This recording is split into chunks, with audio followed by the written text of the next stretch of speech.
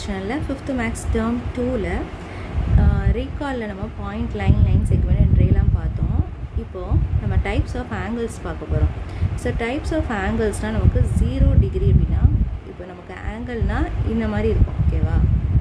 இத வந்து நம்ம acute angle-னு சொல்லுவோம். இங்க பாருங்க acute angle. இந்த angle வந்து நமக்கு acute angle-னு சொல்லுவோம்.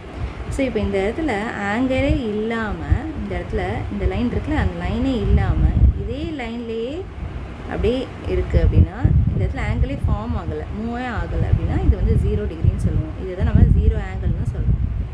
ஓகேவா? இப்போ இந்த லைன் வந்து இப்படி மூவ் ஆகிடுச்சு அப்படினா நமக்கு இந்த இடத்துல ஆங்கிள் ஃபார்ம் பண்ணலாம். சோ இந்த மாதிரி ஃபார்ம் பண்ணும்போது நமக்கு அத அக்யூட் ஆங்கிள்னு சொல்லுவோம். ஏனா இந்த 90 டிகிரிக்கு உள்ள இருக்கு. ஓகேவா? அக்யூட் ஆங்கிள்ங்கிறது less than 90 டிகிரி. ஸ்ட்ரைட்டா இருந்தா 90 டிகிரி. சோ இது வந்து நமக்கு 90 டிகிரி. இது இந்த 90 டிகிரிக்கு உள்ள இருக்குது அப்படினா அது acute angle. Okay? less than 90 டிகிரில இருக்கும் அக்யூட் ஆங்கிள். இப்போ இந்த ஸ்ட்ரைட்டா எல் மாதிரி இருக்குனா அது நம்ம ரைட் ஆங்கிள்னு சொல்லுவோம். அது எக்ஸாக்ட்டா நமக்கு 90 டிகிரியா வரும் ஈக்குவலா.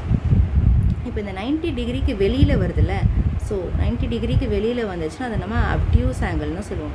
சோ அந்த 90 டிகிரிக்கு வெளியில வருது. இப்போ இதுவே ஸ்ட்ரைட்டா இருக்குது அப்படினா இத வந்து நம்ம ஸ்ட்ரைட் ஆங்கிள்னு சொல்லுவோம். இந்த ஃபுல் ஆங்கிள்மே நமக்கு ஸ்ட்ரைட் ஆங்கிள்.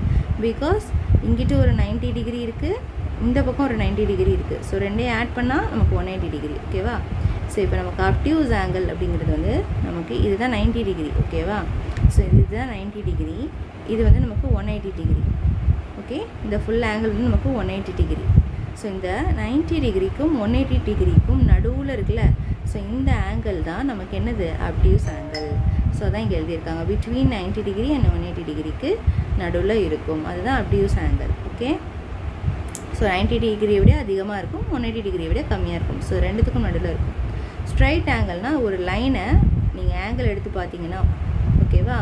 நமக்கு இந்த இடத்துல ஃபுல் ஆங்கிள் வந்து நமக்கு 180 டிகிரி நமக்கு வரும். புரிஞ்சுதா? சோ இந்த லைன் ஸ்ட்ரைட்டா இப்படி போயிட்டு இருக்கு. ஓகேவா? இப்போ ஒரே இடத்துல ஆரோ இருந்ததுன்னா அது 0 டிகிரி. இப்போ பாருங்க ஆரோ ரெண்டு சைடு இருக்கு. இத நம்ம கரெக்ட்டா நோட் பண்ணனும். அத நம்ம ஸ்ட்ரைட் ஆங்கிள்னு எடுப்போம். அந்த இடத்துல நம்மளால ஆங்கிள் ஃபார்ம் பண்ண முடியும் 180 டிகிரி.